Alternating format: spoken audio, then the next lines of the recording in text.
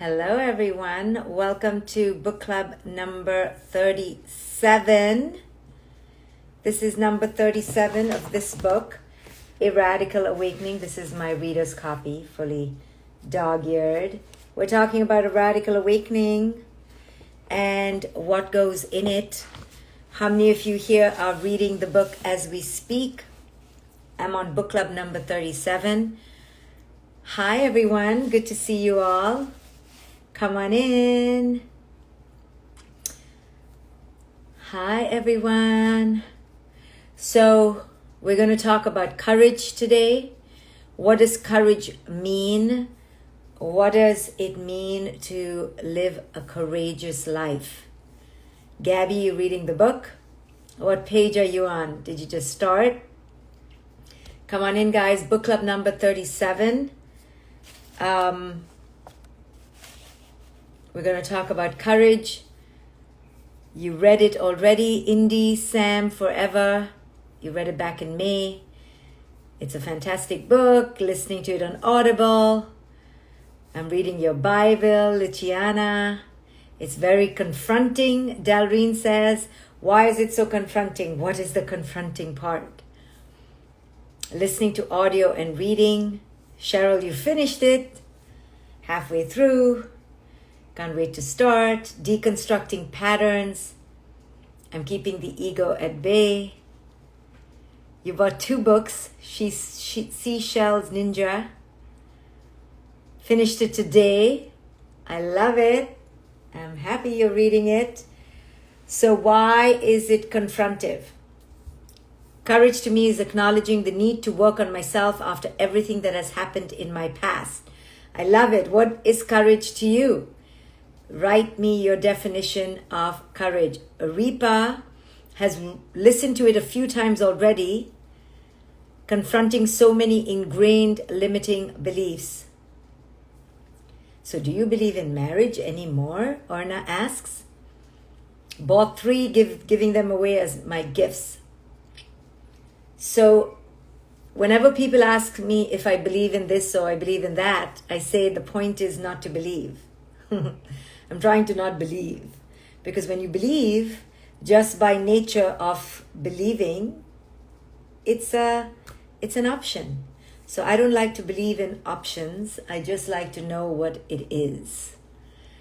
Marriage is an institution. I talk about it in the book. There's nothing to believe or not to believe. You choose it or you don't choose it. And when you choose it, you should choose it to your greatest self-evolution. You should choose it understanding what you're choosing. So I don't believe in it or not believe in it. I choose not to believe. Courage is being fearful and pushing through anyway. Beautiful. Did I get married again? No, I did not.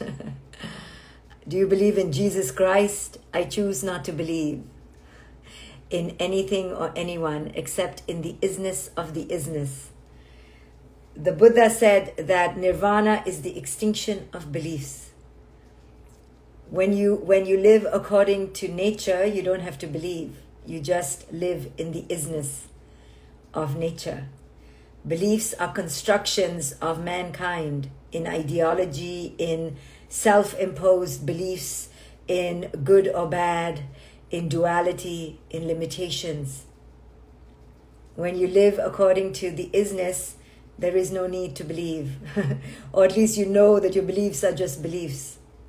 So, where can I get that Buddha portrait behind you? I don't remember where I got it, but it was online. Look for Buddha portraits. You may find it. Truth is my only savior. That's what I believe in now, right? So when you are in truth, there's nothing to believe. Belief comes because you need to hold on to something that is not in the is-ness, right? Do you believe that the sun comes up every day, or that you see the sun every day, or that the sun is a source of heat and light? You don't have to believe it. It just is what it is. So, what you're doing for women is a blessing to all women. Wonderful. Jake Huesta just bought the book. I love it. Okay, let's talk about courage. What does it mean to live a courageous life. So I've posted this on Instagram lately. I have several videos, go watch them. So courage, yes, Olivia, is remembering who you are and staying connected to self. So many of us believe we are living courageously. Many of us believe, right? Again, the word believe. But we aren't. Because if you're truly living a courageous life, first, you will do no harm to others. You will do no harm to others. Why do I say that? Because to live a courageous life means to live a truly authentic life. To live an authentic life means to live knowing your ego, not getting rid of your ego because you never entirely can. It means to live understanding, befriending your ego. When you understand your ego, you don't inflict it roughshod on others. And when you don't inflict your ego on others, you do no harm. So there are many I have met, and many you have met, that believe that they are authentic and courageous. If you do harm to others, it is your ego. If it's your ego, you're not authentic. If you're not authentic, you're not living a courageous life. To live a courageous life is to have 1000% accountability. Accountability for what? Accountability for your egoic patterns, which means you have to know yourself very deeply, intimately, not through hatred, not through loathing, not through resentment, not through anger, not through disappointment, not through shame, not through guilt. That means you have to radically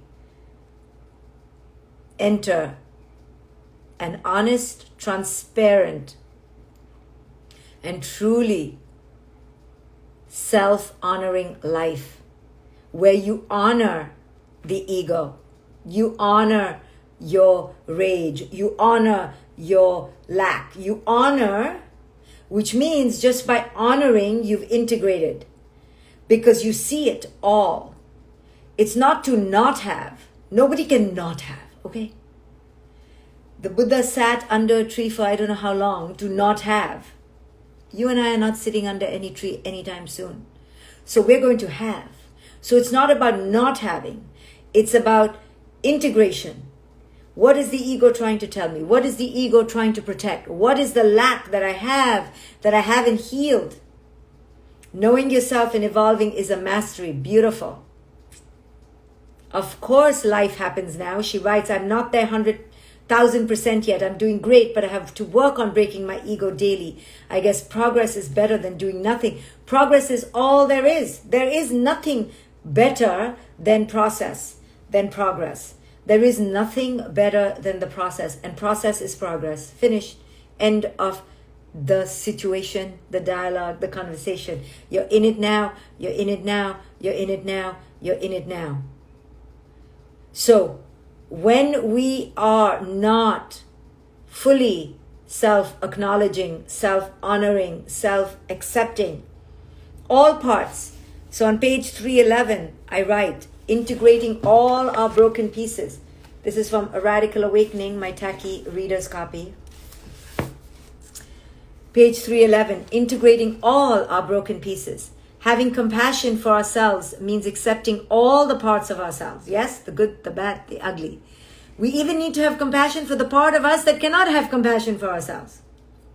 We must observe all our parts as a loving mother might observe her little children, considering each of them worthy of acceptance. She doesn't just pick the tall ones or the pretty ones. She finds something endearing about all her children because she understands how they came to be. In the same way, we too can challenge ourselves to see all parts of ourselves as worthy of understanding. We have the part of us that is imperfect and the part of us that doesn't like our imperfection. We have to accept both. Compassion for all sides of ourselves. We have the self-critical side of us that we we think needs to be killed off and buried. And indeed, she may need this. But the only way to do this is to first have compassion for the self-critical side of us. When we show this part understanding and care, it diminishes. This is the point of compassion, to understand all our parts, even the parts that aren't compassionate and caring. If we are jealous of our friend, for example, and we feel guilty about it, we have two parts of ourselves that need our compassion, the jealous side and the side that reacts to this jealousy. Do you see what I mean? Sometimes we may have 3 or 4 sides to ourselves, all demanding our understanding. Simply cutting off parts of ourselves is not the answer. It will only further exacerbate our self-loathing. Only when we understand and integrate all parts of ourselves do we enter a state of equanimity. This is especially true of our anxiety and anger. The more we denigrate the parts of ourselves that are prone to either, the more they grow. The only way to become less of anything is to first accept its presence. The more we resist anything, the more it grows. So, acceptance is like magic. Entering wholeness means something different from self-esteem or self-affirmation. True self-compassion is not interested in high self-esteem or thinking highly of yourself. It has nothing to do with feeling good about ourselves and everything to do with simply accepting ourselves. The goal of self-compassion isn't to be more joyful or more of anything. It's simply to be one thing only, self-accepting. We don't need to see ourselves as better than or worse than. There is zero judgment or comparison. We should just see ourselves as we are and allow ourselves to be.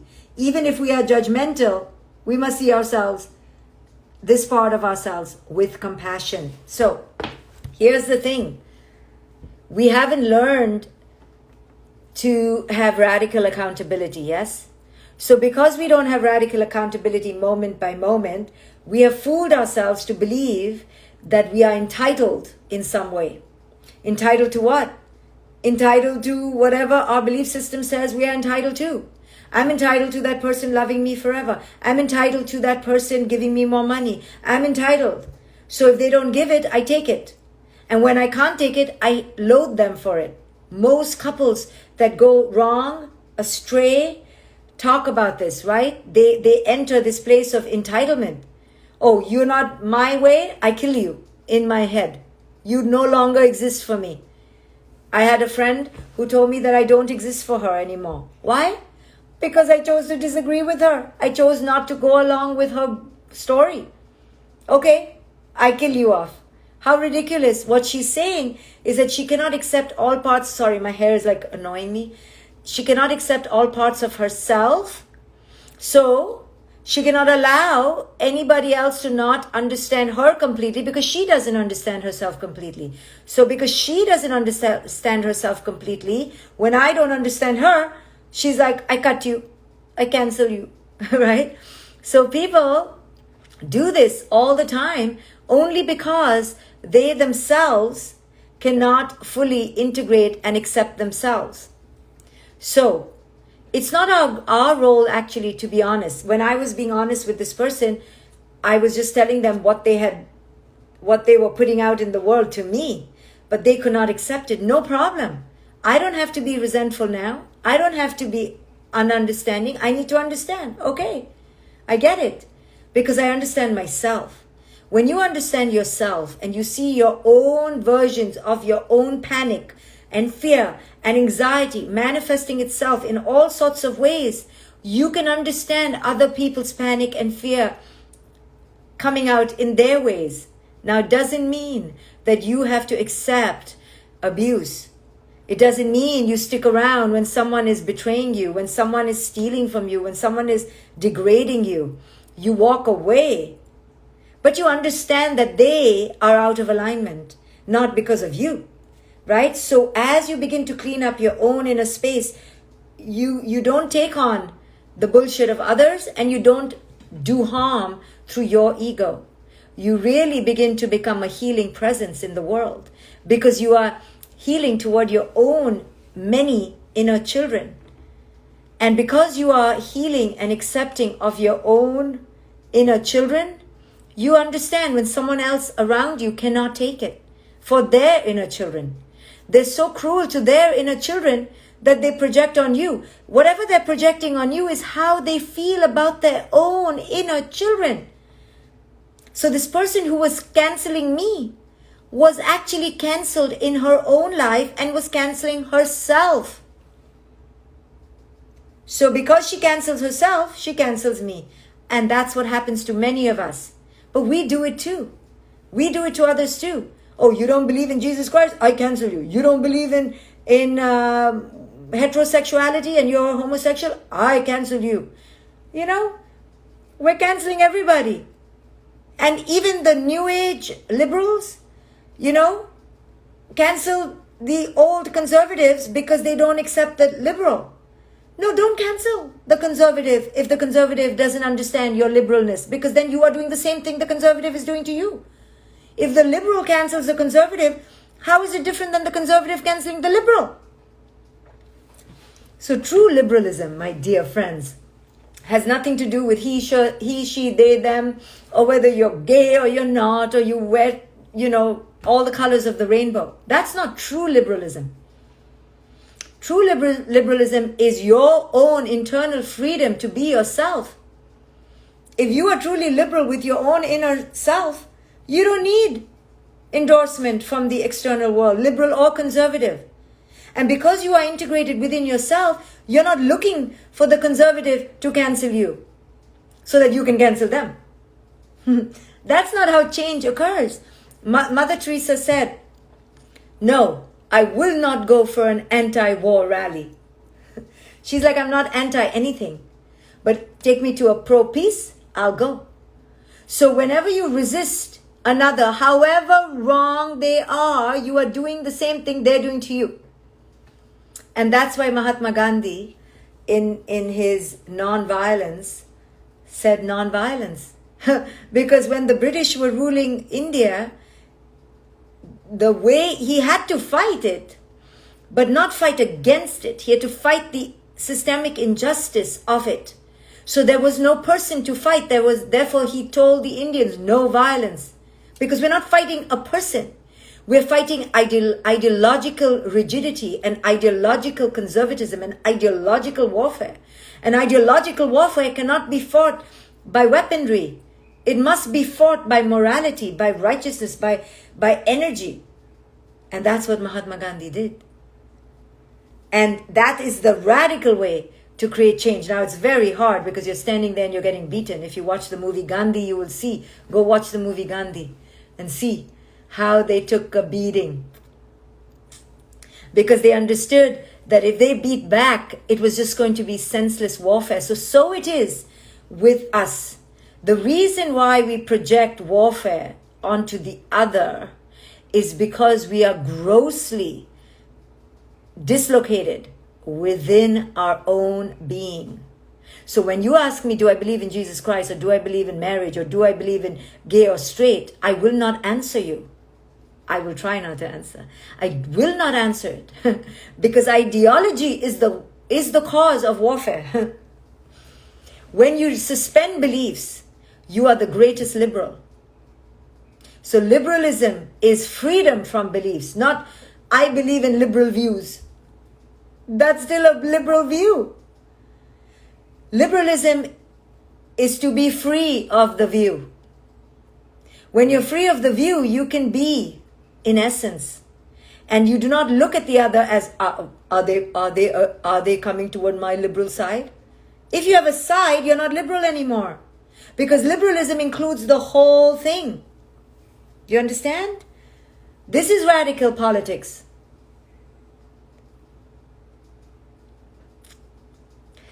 It is beyond duality. That is true wisdom. When you go, okay, what am I fighting? I'm right. And I'm killing the ones who are wrong. I'm full of shit. Gandhi understood this. Martin Luther King understood this. Mother Teresa understood this. That's why in our lifetime, Nelson Mandela understood this. That's why in our lifetime, we can only have 5 icons who truly understand and lived the politics of detachment. They didn't just believe in it. So whenever somebody asks you, do you believe in something? And you go, yes, I do. You're not truly a liberal. Liberalism is the liberation from the clutches on your mind through ideological beliefs. So my goal in my life is to get rid of my ideological beliefs, whether to this or to that, to money, to fame, to popularity, to any idea. And the only place you end up after you let go of your ideological attachments is liberation. So a true liberal understands there is no side, there is no other, there is nothing to fight against. True liberalism is the extinction of ideological chaos. I'm entitled, how dare they, which side are you on, do you believe what I believe in? That is not liberalism, that is conservatism.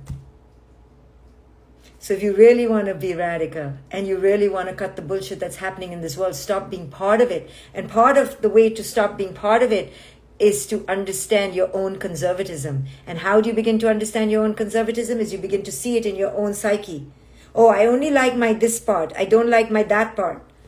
I only like my eyes. I don't like my smile. I only like my smile. I don't like my boobs.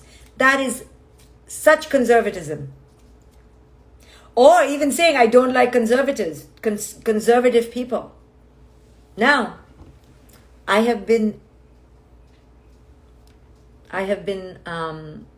prey to loathing certain conservatives myself in the recent past of our American democracy.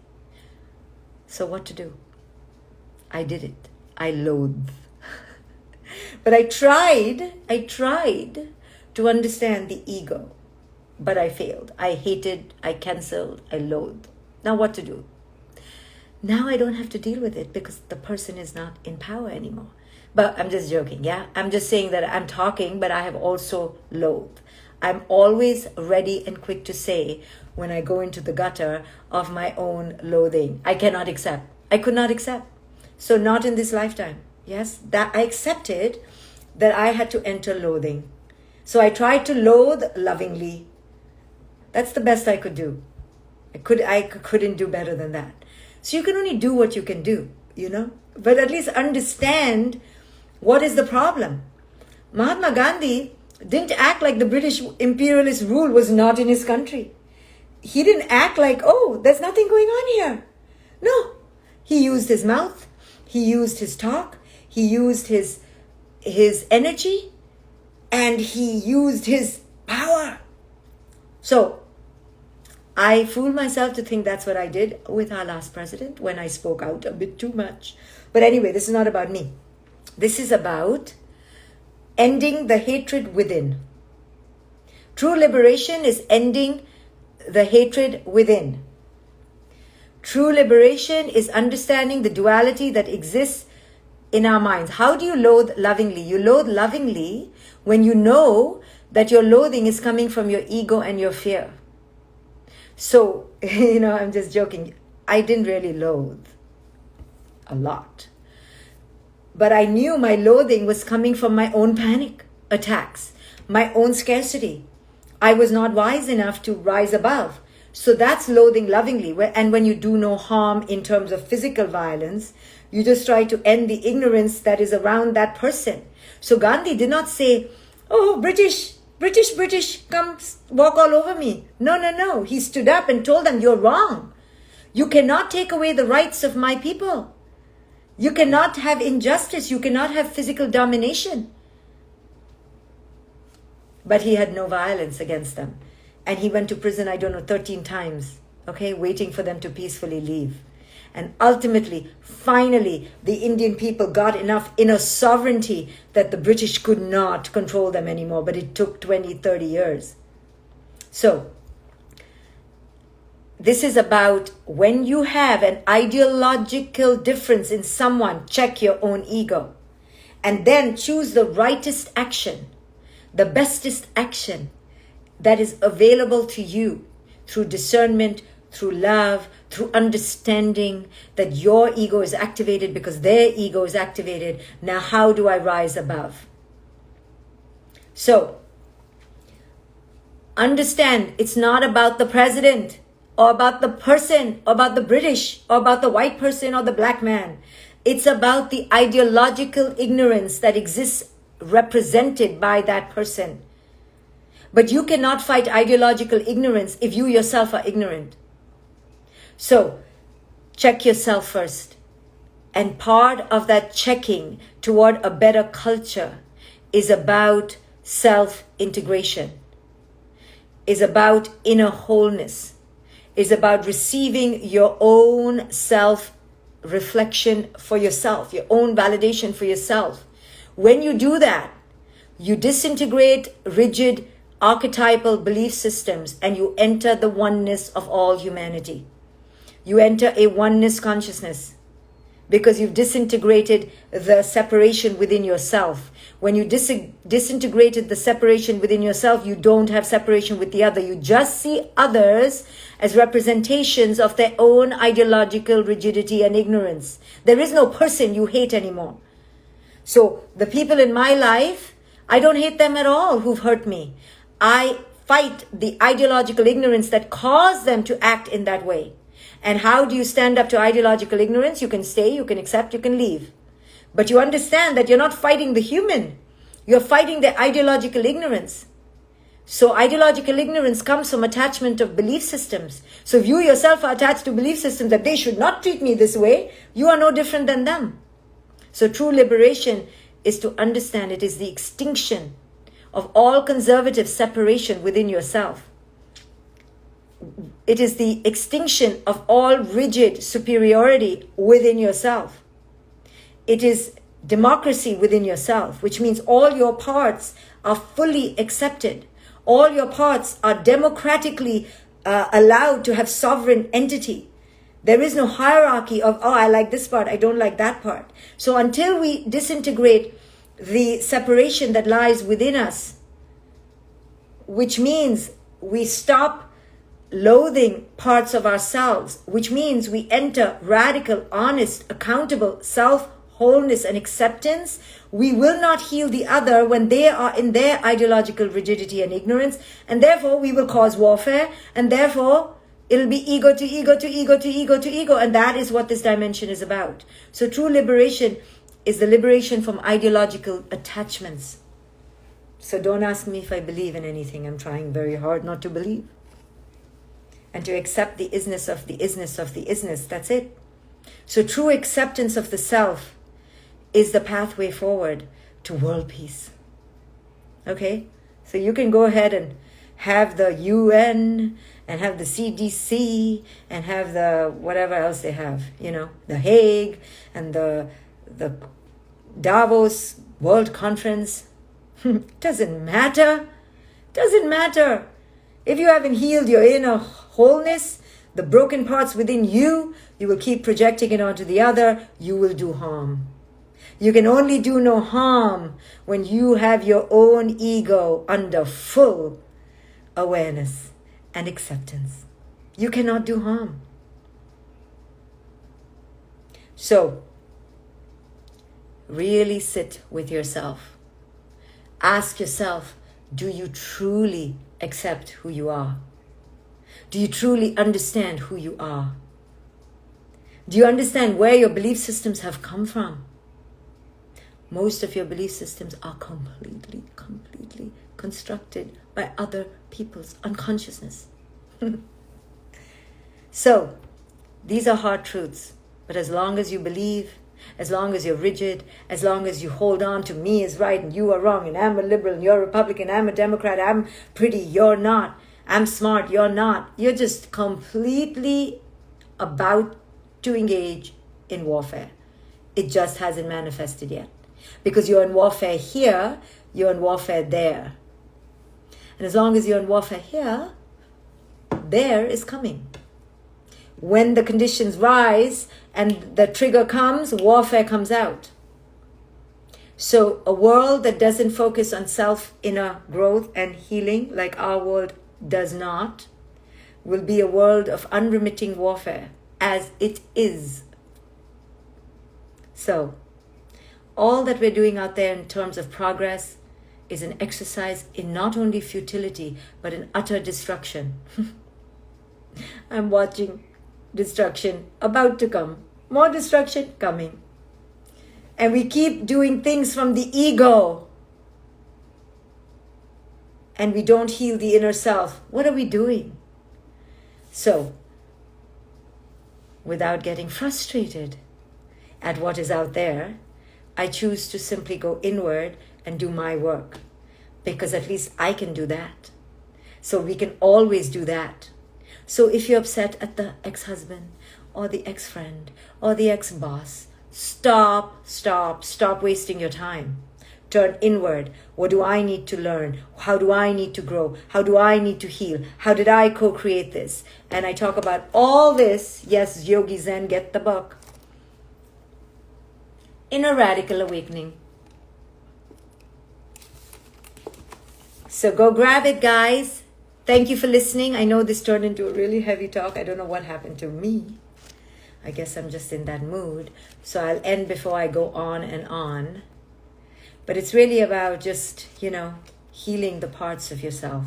The reason our earth cries and our children suffer and we suffer is because we live with utter separation and division within ourselves. Within ourselves. Because we've been told we have to believe in certain things, and when those beliefs don't come true, we have an issue with ourselves. If you don't believe, you don't have an issue. You understand? That's just it. Simple rule of life, but no one wants to give up their belief systems. They think that their belief systems gives them comfort. Your belief systems give you suffering. So anyway, I talk about the belief systems that you need to eliminate if you are a woman here in a Radical Awakening. Okay, guys, thank you for joining me. I will see you when I see you. Bye, guys.